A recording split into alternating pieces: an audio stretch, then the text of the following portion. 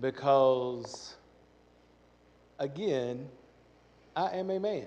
I did have a mom,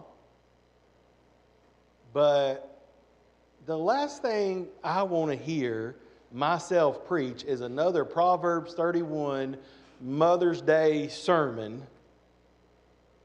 Y'all have heard a bunch of them. And like we just all talked about, there's a lot of pain. Some mothers were not Proverbs 31 mothers. And some mothers who were incredible Proverbs 31 mothers are no longer with us, and that makes us sad. And it's just like, man, you know what I want to give you today is real. Because that's who we want to be. And there's no way I can stand up here and tell you how to be a better mom. I don't have that in me. And so what we're going to do today is we are going to give you the privilege of hearing the heart of Jesus through Ashton. Hallelujah. She's got a story to tell. And I'm mad at her that it's taken this long. He didn't ask. Sometimes I got to be told. I'm a man. So, anyways, this is Ashton. Her story, God's story, is amazing. And you are going to be very glad that you are here today to witness Jesus. Let's pray together. Lord, we acknowledge this morning that many of us carry weight around today that is uncomfortable. Whether that's infertility, whether that's slow fertility, whether that's a bad mother or a bad experience with a mother, or whatever it is, we've lost a child. God, comfort today. Reveal your miraculous story. And God, we just pray that your Spirit would be poured out on Ashton and on us. Give her the words that we need to hear. And speak to our hearts directly this morning. And let us see your face in this. It's for your glory. In Jesus' name, amen. On your paper, I had to make my own title up. Hers is way better, so I'll let her do her thing, and I'll just get out of the way. Hey, y'all. I like to sing. I don't like to talk, at least in front of this many people. But we're going to try. So you can see the title up there. It's really long compared to Daniel's. I couldn't figure out what I wanted to say today, and he was like, talk about Gabriel. Talk about being a mom. A lot of y'all know about Gabriel. If you don't, he's in the nursery. Go see him afterwards. He loves everybody. But it started before him, and a lot of it Daniel doesn't even know. We've known each other going on 8-9 years, something like that, and he doesn't know a lot of my life before Gabriel, before all of these wonderful people in my family up here. And so my biggest thing is if you had told me I was going to stand here and tell you how thankful I am, how God made me a mother, it would be a complete joke, 20 years ago. I never wanted to be a mom. I grew up never wanting kids. You can ask my mom and dad, it was the first thing out of my mouth as a teenager is, I don't want kids. Don't ever worry. I'm not going to have kids. And, growing up, I grew up like any other Christian. We were Baptists, then turned Quakers. I went to all the youth group trips. I tried to be the perfect kid. I went to everything that they would take me to. I played every sport they would let me play. I tried to not be a burden. They never made me feel like I was one, but that's just how I wanted to be for them because they're just amazing. But, as all kids, we turn stupid. We have our stupid moments, and mine started at about 18 and a half years old where I wanted a boyfriend. I was very sheltered growing up. I didn't have boyfriends or any of that kind of stuff, and I stupidly got married at 19 years old, not to Ray. And so very stupid. I will say for the young people in the house, do not marry someone you think you love. Marry someone you definitely love. But through that, I did meet these three wonderful people up here in front of me. But, I went through a lot with that marriage. I was abused in every form of nature. No, my parents didn't know about it. Yes, my dad would be in jail still if he did. But, I went through all that, and it's okay. I made my mess at the time. I remember thinking back, I was like, I made this mess. It's my fault. I'm just going to lie in it. There's nothing I can do about it. I'm 19 years old. I married early. My parents said I shouldn't, and I did. And so I couldn't go run into them because at 19, who wants to suck up their pride and say, you want your parents to say, I told you so, even though they never did. But yeah, and through that, I met Ray and Tony. He was a little tiny toddler. And we were just all friends. And Ray, long story, but they actually lived with us. So I was married, he was married, Tony was little. We all lived together. He was getting out of the military. We were helping a friend out. And one night, my ex tried to kill my dog because he got mad and he was drunk. And so Ray saved us pretty much that night. And I knew that we were going to be friends. And I knew that was all that was in my brain at the time, is we were going to be friends. This is a good guy. And so we went on with our lives. He got out of the military. They moved to Georgia. Didn't hear from each other for like 2 years. Fast forward, he messages me on my birthday. I had already separated from my ex, and lo and behold, he had too. And they had Tony and Maylee. Maylee was really small. And so that's how we got together. So that's a little bit of backstory for us. But my story as a mom doesn't start as, I got pregnant and I had this wonderful first baby experience.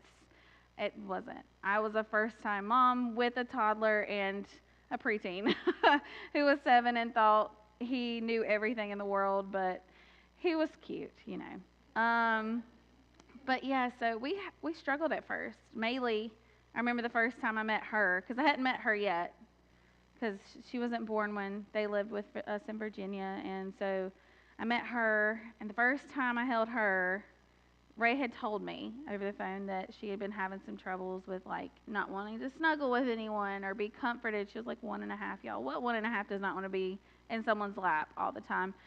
And we just sat down, and I held her for about 4 hours, and she did not want to get out of my lap. And it was the coolest thing ever, because before that, I didn't want a kid. I didn't, and this isn't the way I wanted kids. Or if I wanted kids, this wasn't the way I would plan to have kids. And so she embraced me immediately. As soon as she could talk after I tortured her, that's a whole nother story. She wouldn't talk. She was almost 3, y'all, so I had to torture her. But she finally started talking, and she, of course, called me Mom. But Tony was a little bit of a different story. He, of course, knew me when we were both in other marriages. So I was Ashton. I was fine with being Ashton. I would be whatever he needed me to be. And if y'all don't know much about their biological mom, she chose other things. And so he had a hard time with that. And it took about, 1.5 years. We went to Puerto Rico to see Ray's family. And there, his abuela, who's, I don't know if y'all, some of y'all have met her, but she's an amazing, amazing woman. He asked her, could he call me Mom? And she was like, yeah. He was like, but I already got one. And she was like, no, you can have as many as you need, as many as God puts in your life. So from that day on, I was Mom for him. And so that's kind of a little bit of our backstory. Let's see which picture we got up here. Oh, yeah, they're cute. That was our first Easter together. You have to have pictures. But as time goes by, Maylee got bigger. Go to the next slide. I think it's the next one. Yeah, we had some hiccups. So I was living up here still, and they were in Alabama. one morning, Ray woke up and got Maylee dressed just like normal every day and set her on the floor, and she immediately just fell. Smacked her head on the, what do you call it, the door frame of her bedroom. Didn't cry, which was really weird. 2.5, actually a month before she turned 3. And so he put her on the couch, gave her, a cup of milk or something, and he came back and she was completely non-responsive within like a minute or two. And he called the ambulance and everything. They rushed her to the nearby hospital, and they could not get a good intubation line on her because of how small she was. She was a very small 2-year-old. And so they life-flighted her to Atlanta. So they lived in Alabama. Life-flighted her to Atlanta, where we spent over a week in ICU. She had seizures. She had aspiration pneumonia. They didn't know she had broken anything because of all the wires. They couldn't get good x-rays. So we spent a ton of time there with her. And that was my first, like, holy crap, what do I do? You don't know what to do until you face something and you're like, what do I do? I was here. I was 5.5 hours away from Atlanta. So Ray called me, let me know what was happening. He was driving to Atlanta. They wouldn't even let him get in the helicopter with her. So here's this almost 3-year-old life flighting to a hospital. We don't know if she's alive in the helicopter. He doesn't know. He's driving up from Alabama, and so I'm hysterical. I've never cried much in my life for anything. If I cried, it's a big deal. And I remember I got on the plane, and because they wouldn't let me drive. I was like, let's go now. They wouldn't let me drive, and so my uncle paid for a flight ticket, and so we're flying down, and Stephanie, I think this was when we were already friends, but this is when we really solidified and everything, and she was telling me to listen to the song Raise a Hallelujah. It had just come out, and I literally listened to that thing for like an hour and a half straight on the plane and through the airport and everything. And Maylee's good, as you can see.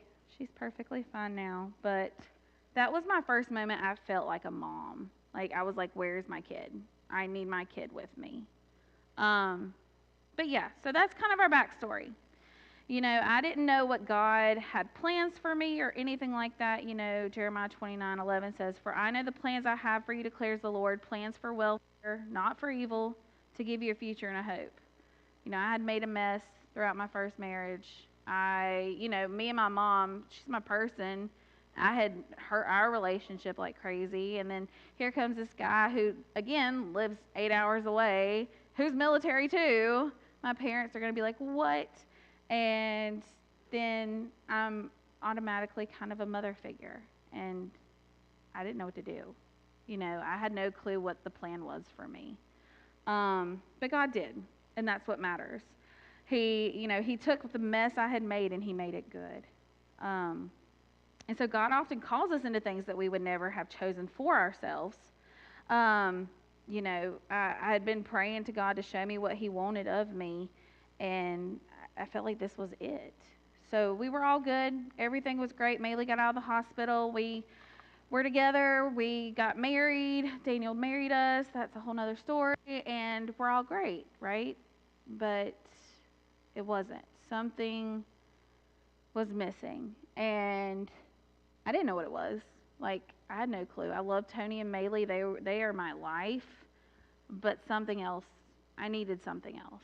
God was telling me I needed something else. And so I prayed and prayed. I didn't know what God needed me to do, but I knew he wasn't done with me yet. And so Gabriel came into the picture. I remember finding out I was pregnant, and I was like scared to death. Ray had already done this twice. He was like, "You're fine," and I'm like, "No, I'm not." I still wanted to be a mom, but I just had no clue. Like, I had the best example, y'all, but I still was like, I can't do this. I don't know what I'm doing. I've never changed a diaper other than a toddler's. I've never bottle fed a baby. I've never done any of this stuff. So, when we found out it was a boy, I was like, oh, there's another hurdle. I don't know a boy name I like. I had girl names like crazy. As a girl, you're like, yes, get a girl. Woohoo. But as a boy, I'm like, I don't know what name I want to give him. And So we finally rested on Gabriel. Stop laughing at me. Um, don't you just love it? We rested on Gabriel. And so we were like, okay, great. You know, my pregnancy was nothing but horrible. I got COVID at 25 weeks pregnant, and I was miserable. I had gestational diabetes that was horrible again, and very guilty of that because I felt like I had done something wrong. If you're a mom and you had that, like you feel like you've done something wrong, and I'm like, I don't know what I did wrong. I had high blood pressure anyways, so that was already a scare. And then, what, at 30, I had written it down. Let's see, 33 weeks, I got kidney stones. Y'all, if you've not had kidney stones, bless your heart. Whew. So, I remember that night, I'd been shopping all day by myself, y'all. It's great. And got home, and I was like, oh man, this pain's just not going away. My mom ended up taking me to the hospital, and lo and behold, I had like a 7 millimeter, or whatever you call it, kidney stone, and it was horrible. They thought it was my appendix because when you're pregnant, things shift, and it was like way out. It was crazy. But anyways, got done with the kidney stone. We were all good. Got my last scans that I didn't know were my last scans. For him, he was great. The whole pregnancy, he was perfect. Absolutely perfect. I always ask, is he measuring right? Is there any holes anywhere there shouldn't be? Is there, we did all the genetic tests, everything that you would do to make sure they're good, right? Well, woke up Tuesday morning and went to the bathroom. I felt numb all over my body, and I was like, what just happened? I thought I had the baby. I was like, I don't know what this feeling is. And so, of course, I called my mom. I don't call my doctor. You call your mom. And everybody knows that, right? And she's like, call the doctor. And I'm like, fine, I'll call the doctor. So they were like, let's get you into the hospital. So we went up to the hospital, and as soon as Ray got me in the wheelchair, my water broke. Thank goodness it wasn't in the car. But the little security dude at the front desk was kind of freaking out. And he was like maybe 19 or 20, so he was like, what's going on? I'm like, you're in the birth center, dude. But apparently they still make you fill out paperwork. Can you believe that? Your water's broke. They made me sit there and fill out paperwork. I was really mad about that, but he finished it, so we were good. So we get through, labor and everything, and I got the epidural, get that. And I was fine. Gabriel came out, 5 pushes, we were done. He was long, skinny, looked great. 34 and a half weeks, he was already 6.5 pounds. So he was a great size. They laid him on my chest on a towel, I remember, and the towel was like a light blue. And they let Ray cut the cord, and because I didn't know about delayed cord clamping or any of that, and he immediately was bluer than the towel. And again, if you've ever had an epidural, you're kind of out of it anyways, and I was like, what is going on? So thank goodness he had been less than 35 weeks. NICU was already kind of in the room, like on standby. So they grabbed him as quick as I've ever seen anybody grab a baby, got maybe 15 more other people in there, like all around him, working on him, getting him intubated. Yeah. And yeah, they got him all hooked up and everything. They took him upstairs. The doctor came back down, and I work in the medical field. I know a lot of things that could go wrong. And she came back down and said congenital diaphragmatic hernia. So he was born with it, a hole in his diaphragm. I'd never heard of that. I work with people from the diaphragm up as a speech therapist, and I've never heard of this. And so I was like, okay, cool, patch the hole. Let's get him in the NICU. Let's go home in a week. Like easy peasy.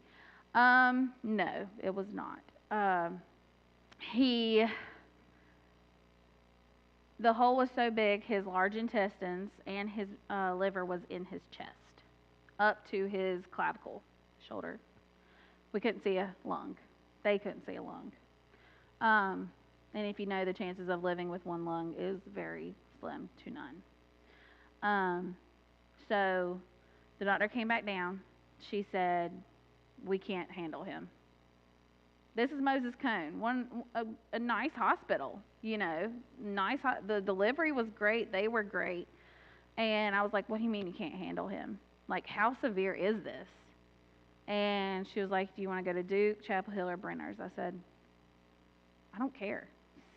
Fix them. Like, that's all you want as a mom. You want them fine. You want them perfect. You want them to be healthy. And we didn't really understand it at the time, what that meant, like what the severity was. And so Ray stayed with him. I made him stay with him. I said, do not leave that kid out of your sight. And so he was born around 3. By 6 o'clock, I got to go see him in the NICU, and he looked like that. Probably a little bit more wires. I think that was the next morning. But, and then they couldn't fly him to Brenner's because he was too severe, so they had to drive him. And so took about an hour and a half for them to get him hooked up just on a gurney to get him into an ambulance with everything that he needed.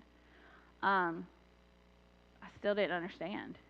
You don't understand any of this. And I just told Ray, I said, follow him, stay with him. I don't care what you do, stay with him. I had to stay at Moses Cone. They wouldn't release me. So you got your baby who's severe. They can't tell you how severe because they don't have the equipment to tell you how severe. And then you're being separated from your kid. And so that whole first night, I got some sleep, got to Brenner's the next day, and I just remembered, I don't know, it was such a blur. I got there, Ray was there, we got into his room, room 4, hate that room, and they're like, okay, he's stable. He's critical, but he's stable. I said, okay, what does that mean? As a baby, what does that mean? What does it mean that you're critical but stable? Critical and stable are, to me, oxymorons. They're opposites. And they're like, okay, well, we don't know what's going to happen. He's not strong enough to have surgery. I said, okay, so when will he be strong enough? Don't know. They had every machine on him. They had an oscillator, a Knox box, if you know any of this stuff, and no, not yet. There was one other. He had like 3 breathing machines. The whole room was machines. They had taken the bed out for like parents. Ray had sat in a chair all night that did not recline and did not have footrest. So he was cranky in itself. But he was very cranky. And come to find out, he didn't tell me that whole first night that Gabriel coded the whole night. He coded about 6 times. And if you don't know what coded means, he died 6 times. They kept bringing him back. And so the doctor just said, we're just going to keep going the way we're going. And I said, okay, what does that mean?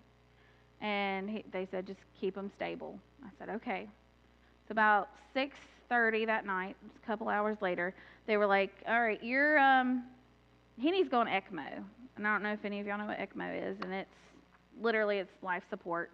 It filters your blood for you in and out of your body, cleans it, puts it back in. And if you've ever seen it, it is a huge machine. Like probably one of the biggest ones he was ever on. And very intimidating because once they're on ECMO, if you move them, they can clot and die immediately. So not only is it life support, but it's also life-threatening in a huge way. So there's the ECMO, the red cords, the thick ones at the top. He had 2. If you ever look at him, he's got 2 big marks in the side of his neck. They filtered the blood in and out of his body for how many days? 10 days? And, but yeah, he went on ECMO. And during that, I was hysterical. Me and Ray had to sit in the waiting room of the PICU because you can't be in the NICU on ECMO. If for anyone who knows, you have to be in the PICU, which is with all the big kids. And, we were in the fishbowl. We were in this big old glass room. There was one wall, and the rest was glass because they had to be able to monitor him 24/7. There was always a respiratory therapist and a nurse in our room at all times. So here I am postpartum, and I'm sharing a hospital couch bed with my husband while my son is literally dying, and there's other people in the room. Anybody who's had them postpartum emotions, like, I couldn't have them. I didn't feel like I was loud. Like my kid's literally dying on the table. I can't feel anything. This isn't happening to me. This is happening to him. That's what I kept saying. But as he's going and they're putting him on ECMO, it took about 6 hours. About how many? It was really long. We didn't see him till about 2 a.m. that night. And the chaplain had, bless her heart, I gave her an earful. She came up and tried to talk to us. I guess the NICU had notified her that we were in the PICU now, and it was probably about 9:30 at night, 10 o'clock, and I just was like, I don't want to talk to anyone. I don't want anyone to talk to me. Like, I'm sitting here beating myself up. I don't want to hear from anyone. I don't want to hear what God's plan is for this. I just want him to be fine. I want him to come home. And so I wrote this because the chaplain, since I wouldn't talk to her, she was like, write something down. She's like, please. She's like, before you go crazy, write something down. And I had not read this in 4 years. So if y'all are okay, I'm going to read this to y'all. This was as we're waiting in the waiting room while he's being put on ECMO. So it says waiting. I hate this word at this point, but it's a necessity. Gabriel is fighting, and I know God is here with him. I keep asking how, why, when. I feel guilt and anger that it's him and not me. During the whole pregnancy, he was perfect. Never had a worry that he was in danger. My body had issues, but his was always healthy. His last ultrasound a week ago was great. When they laid him on my chest after delivery, I couldn't hear him. I wanted to hear that cry, but I couldn't, and I still haven't. They took him over to the NICU within 15 seconds of me holding him. No skin to skin, no forehead kisses. Just had to help him. Being born at 34 and a half weeks, the NICU team was called early before delivery. It was by grace that they were there to immediately work on him and give him support. When the NICU doctor came to speak with us, I didn't even ask. I knew her face said it all. Something wasn't right, and my baby wasn't okay.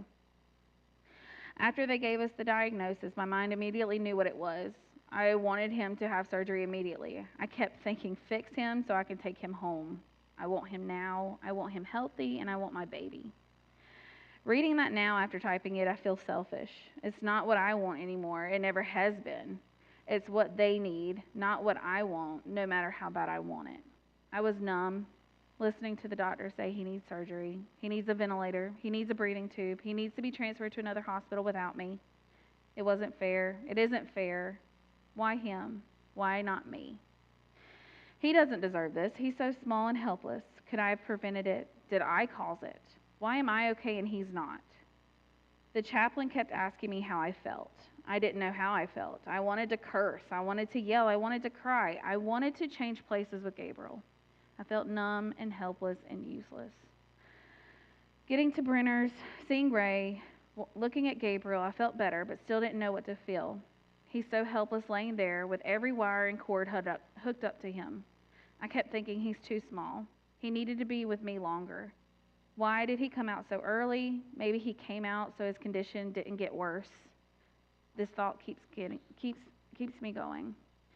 This afternoon, he started declining ever so slightly. The doctor came to warn us that ECMO was looking more real than they thought. It is a maximum help and support to help his body, and I always knew ECMO from medical shows when people were about to die. So that's where my mind went. Instead, the doctor explained it better. For babies, it's just to help their body relax and try to heal some with help. So it was a relief. However, when we began discussing surgery, more fears arose. The doctor mentioned that how she couldn't tell by the x-ray how compressed his right lung was or if it had even developed. He could have the surgery and his lungs should not be able to support himself. What then? They couldn't tell us. I told the doctor, will he be okay? They couldn't tell us. As a precaution, they started packing him up to move him to the PICU for potential hookup to ECMO. They moved us first, and we were placed in that waiting room. We waited and waited. I still hate that word. The doctor came in. We signed consent for the ECMO. Gabriel had not improved since moving downstairs. So the doctor said he is the same and probably even worse. So we had to swallow that uphill, and it was hard to hear. But the doctor was hopeful. She was very sweet, and she said that she's had many kids with this condition, and she had hope. So waiting and hoping. one of the words I hated was hoping, or hating was waiting. So through all this, I prayed, maybe once, maybe twice. I wanted to blame something or someone. I just didn't know, I just don't know who or what to blame. I've always believed God has a plan. I know He does. But how do you not second guess that plan when your little one's fighting for their life? How are you not mad? How do you accept the plan? How do you keep your belief? I keep telling other people, please pray, but what am I doing? I'm not praying as I should. I've always been a Christian, but have I been a godly woman? Have I not been His servant to the best of my ability? I know I should have done more, prayed more, gone to church more. I should have witnessed more to others. I should have brought more people to God. Maybe if I'd done these things, Gabriel would be healthy and at home. I know this isn't how I should think, but it's my reality. But I know God is my Father. The Lord is my shepherd, and I shall not want. He maketh me lie down in green pastures. He lead me beside still waters, and He restores my soul. He leads me in the paths of righteousness for His name's sake. I have to believe, and I have faith. He will restore Gabriel. He will lead Ray and me to Him in prayer and solitude during this time, and He will lead us and Gabriel down a path to rejoice His name to all we meet. That was 30 hours after Gabriel was born. And that was the first time I've read that in 4 years, so sorry. But it was raw. I kept saying, why? Why him? Why him? Why him? Why not me? I had all the problems during the pregnancy. Why not me? But God knew that He was preparing us not by sometimes God prepares us not by making us stronger first, but by teaching us to depend on Him. And I hadn't depended on Him enough. I hadn't asked for help enough. I hadn't prayed enough. I knew I was a Christian. I knew I was, I would tell anybody about God, but did I really live for Him enough? And so, I always think back to 2 Corinthians, my grace is sufficient for you, for my power is made perfect in weakness. And in that moment, that was the weakest I had ever felt. And I always tried to be strong. I was always trying to be the strong one. And I crumbled. I remember sitting there crying into Ray's lap, just wailing to God. And I'm glad no one else could see me doing that. But, that night, after that, we got in the room. He was on ECMO. This room was probably as big as for me to Caitlin over to the wall, and all it was machines and my son. And I was like, okay, we can do this. He's hooked up now. He's stable. The monitors aren't beeping. What do we do now? We crashed.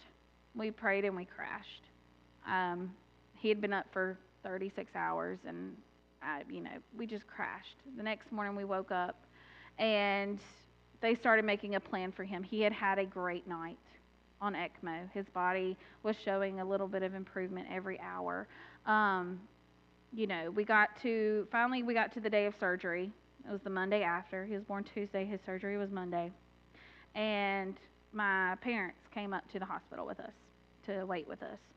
And the surgery was about 6 hours long. And we didn't know at the time, but during surgery they had nicked one of his main arteries. And he was bleeding out on the table. He had coded twice. And they got him back.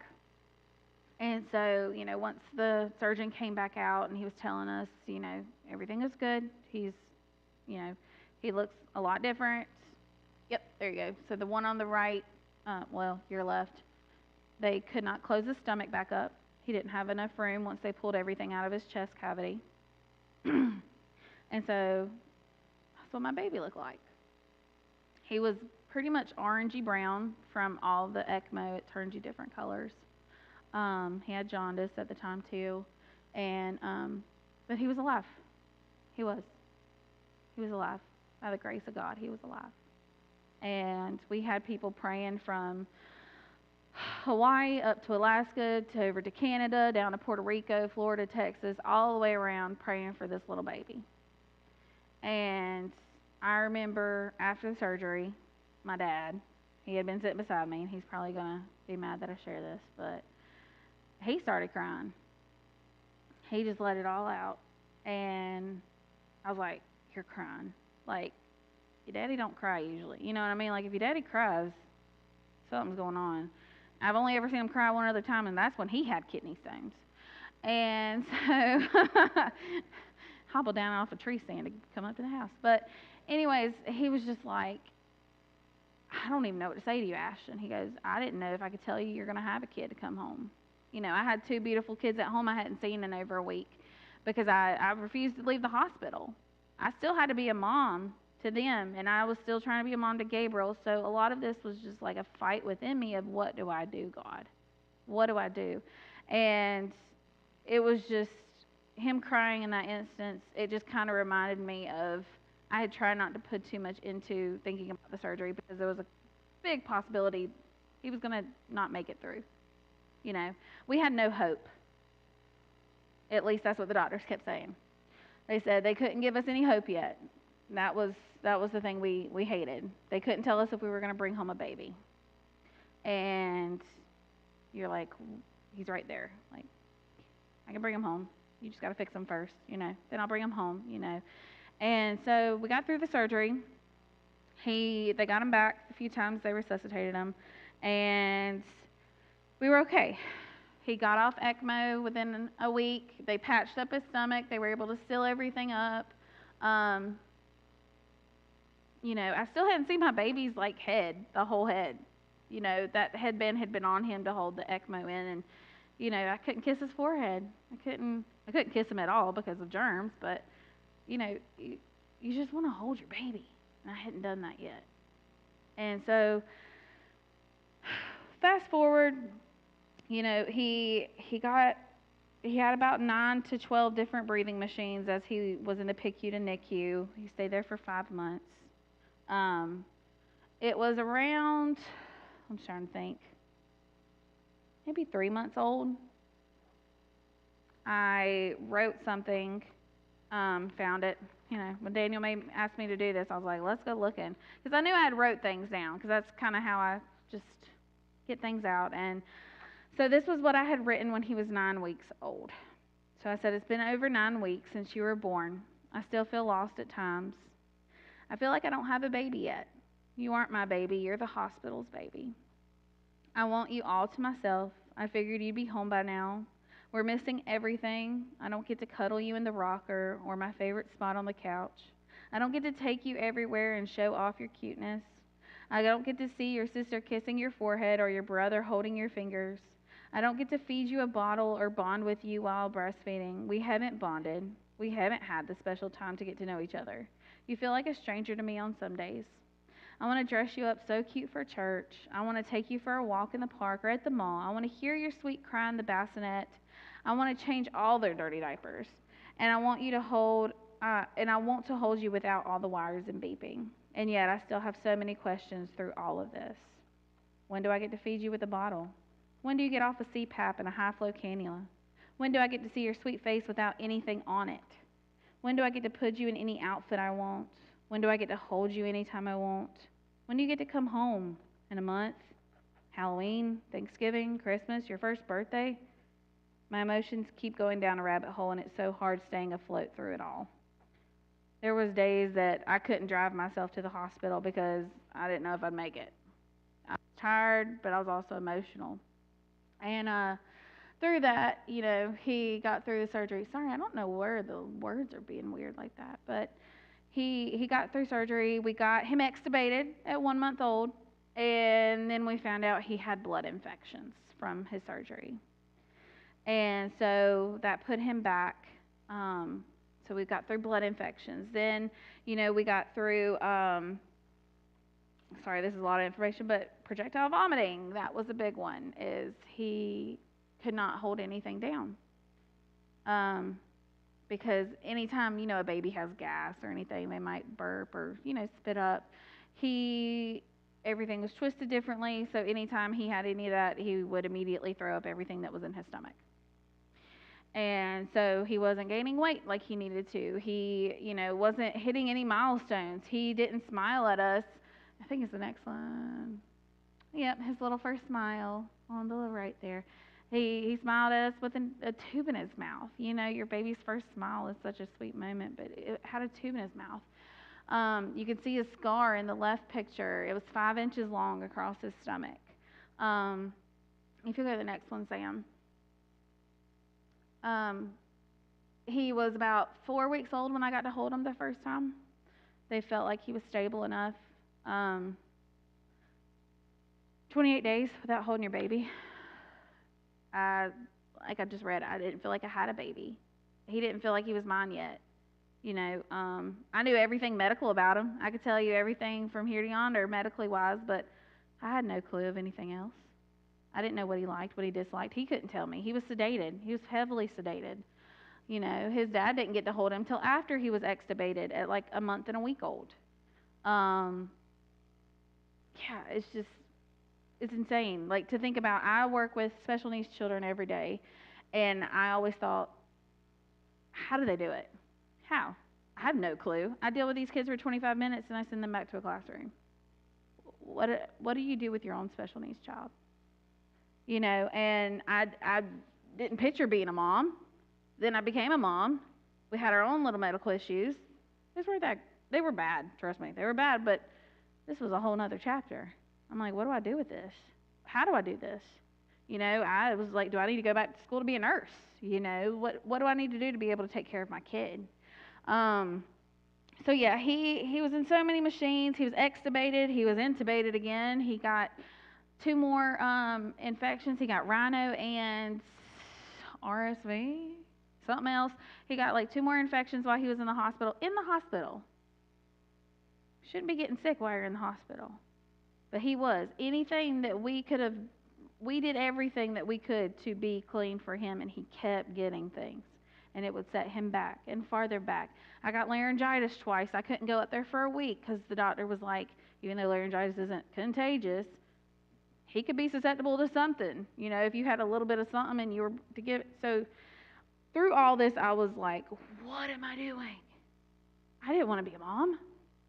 I didn't. I didn't know how to be a mom, and so we had no hope. We did not know he was coming home. Through all these infections, through everything, we had no clue if he was coming home. It wasn't until he was 3 months old, mid-July maybe, 3.5, and one of the resident surgeons who had been on his team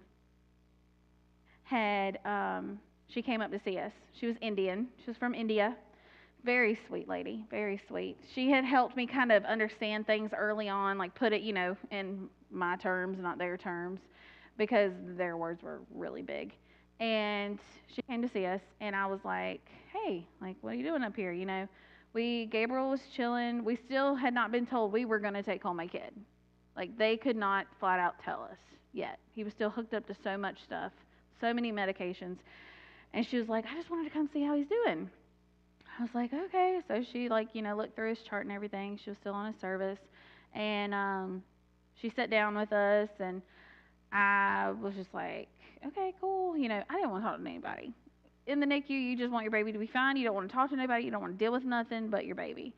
And so she kept talking to us. She was so sweet. And she was like, I just wanted to tell you. She goes, I don't know if anyone else has said anything. And I was like, okay, where are you going with this? And she was like, he's going home with you. And I was like, they've not said anything. Like, you're just an intern or resident or whatever it's called. Like, you're not the attending. You're not the big dog or anything. And she's like, no. She's like, he's going to go home. I can feel it. And I said, well, why do you think that? And so we got to talking about his first surgery. And as you remember, he coded a lot, and they nicked arteries, and everything that could have gone wrong went wrong. And so she was like, we talked a little bit about how she was Buddhist and we were, Christian and everything. And she was like, your God got him off that table. She was like, by far it was not us. She said, not one of us could have got him off that table. She was like, it was God all day long. And I was like, not Buddha? I was like, but she's like, nah, she's not. It was your God. She goes, prayers got him off that table. She goes, we did not. She goes, alone we would not have been able to get him off that table. And that was kind of like, my mom was sitting there, kind of smacked us both in the face. We kind of started crying, and I was like, okay, thank you for telling me that. Like, because, the surgeon always comes out, they're good, we're all good, we're done, and she just sat there with us for like 30 minutes and was just saying how much it was God that got him off that table. And, I don't know what I would have done if he didn't. I don't know. I can't imagine anyone who's lost a child. I didn't want to imagine it. We had to, and I'm glad we didn't have to live through that. But, Gabriel finally, he came out of the hospital. He was great, well, we had feeding tubes and oxygen tubes and medicines. And if you saw him when he was younger, we had an entourage of stuff whenever we went anywhere with him. But he was home. He was home. So first year, he did great. Got to end of September, year and a half old, and he got sick. I remember he woke up in the middle of the night. I put him on my chest, and if you've ever held Gabriel, he's got like a protruding rib on one side from his defect. And so like that rib was like digging into me as he was breathing on my chest. And I was like, this is not right. Something's not right. So we put the pulse ox on him. His oxygen was really low, but not like scary low. And we woke up that next morning, and I'm like, wait, something's not right. It was a Sunday morning, I remember. And I was like, I think he needs to go to the ER. So we went to the ER. He had re-herniated. His diaphragm had reopened. The mesh had broke. And he had aspiration pneumonia. And he had rhino. And we were like, oh, what happened? So we were admitted to the hospital for a few days. And they wouldn't do surgery. They wouldn't fix him. He was too sick. And we had to wait a month for surgery. And in that month, he acted fine at times. He was a little sore here and there. We didn't think much of it. We went back for our follow-up 2 weeks before the surgery. They were like, okay, everything looks great, right? So we go Halloween for his surgery. And they started at 7 a.m., super early. And they're like, oh, it's going to be 3-4 hours. No big deal. They just got to re-sew everything, pull things down, whatever. No. 13 hours. His lung and large intestine had fused together in his chest. It had deflated his lung to about half of what he only has. He only has about 50% of his right lung. So it had deflated his lung. And the mesh that had been in his diaphragm had embedded into his large intestine, and they had to cut out 3 inches of his large intestine. So it's like going into Walmart for milk and coming out with $300 worth of groceries. It was insanity. And they wouldn't give us updates. That was the worst part. We stopped getting updates around 2 p.m. And then we're like, where's our kid? Nobody could give us any information. We didn't know what was wrong with him. He was on a whole nother floor than us. And we knew his surgeon. We knew they were great, But we were like, what's going on? Why Gabriel again? Why all of this again? But yeah, he made it out. He made it out fine. We prayed the whole day. Mom and Dad came up there. Again, we're praying the whole day. And, God does not remove our hardships. He doesn't remove them. He helps us through them. And that was one thing I had to keep remembering, is that He isn't going to make my life easy, but He's going to be with me during that. I was afraid to be a mom. I didn't want to be a mom. I don't know if it's because I didn't think I was good enough. I don't know. I didn't want to be a mom. And, of course, the most fearful thing of having a special needs kid, I was afraid of. I was afraid of for other special needs moms. I'm like, how do you do it? Really, how do you do it? Especially with other kids.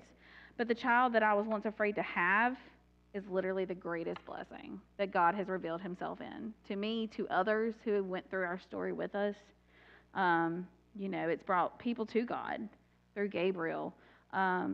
He turned Gabriel's wounds into worship. I sang at church before when I was younger, but I never really got into it until after having all of them and having Gabriel and everything like that. The journey, it broke us in so many different ways, but it brought us closer to God. It brought our kids closer to God. I mean, Maylee and Tony, they kind of grew up in church, but they're like bummed if we're not going to church now. They want to come to church. They want to be with y'all. Y'all have helped us through so much. Even the ones who've just known us in this last year, like, we can feel the prayers that you have for our family. I always think of how, God does not always call us. He does not call the prepared. Sometimes he prepares us through the calling. And I feel that every day because I was not prepared for any of this. I was not prepared for Maylee's seizures. I was not prepared to, handle all of Gabriel's stuff. And Grady, he had his own little things, but praise goodness, it was only 5 days in the NICU for him. But, sometimes the biggest blessings come disguised as the biggest battles. But God is always there. God may allow more than we can handle on our own, but he will never leave us without the strength and grace to endure it with him by our side. And I live by that daily. We live by that daily. Our whole family does. So that's all I have. If y'all have any questions about Gabriel, just let me know.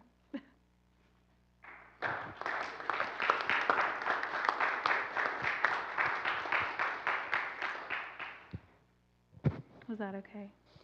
Yeah. Okay. I'm sorry. Like any good pastor, I'm going to make this about me. So, as a man, I remember, celebrating with them through their pregnancy. And I remember getting a message, hey, she's having her baby, and just being like cloud nine. And then just a few minutes later, getting that message that said, something's wrong. They've taken the baby. I thought, how am I going to pastor through this? And that was some rough season on a church. I can't imagine on the family. Our church went to our knees. And it was so beautiful. The best day in my whole ministry career was when I got to push that baby down the aisle with all those oxygen tanks. When he finally got to come into the church, I was like, y'all meet Gabriel. I couldn't even carry him. I think Tony followed me carrying the oxygen tank or something. I don't know. But what God did was so amazing. And Gabriel is the most precious child on this earth. And I am so thankful to just walk beside of y'all. To see the faith of Ricky and Kathy and the growth in Ashton. And it's just like, man, God did something. And if God's got a story to tell through Gabriel, He's got a story to tell through us. Because Gabriel's changed people's lives. And he's never said a word. Sometimes it's not about the words we say, it's about the way we live. And we need to be more like Gabriel. Amen. Yeah. Thank you, Ashton. Sam, I'll let you do. My thing is dangerous, isn't it? So it was kind of funny. I told you guys we've changed plans for worship multiple times. This song, it's really just Psalm 23. And initially I was like, I'm not going to throw a new thing in here, which Psalm 23 is not new, of course. But when Ashton was sharing it, I was like, okay, well, I have to sing this now. So this is kind of a modern translation, if you will, but it's just Psalm 23. So, God is my shepherd, I won't be wanting, I won't be wanting. He makes me rest in fields of green with quiet streams. Even though I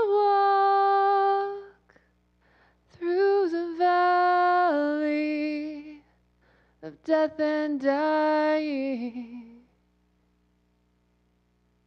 I will not fear, 'cause you are with me. You are with me. Your shepherd's staff, it comforts me. You are my feast in the presence of enemies. Surely goodness will follow me and follow me in the house of God forever. God is my shepherd, I won't be wanting, I won't be wanting.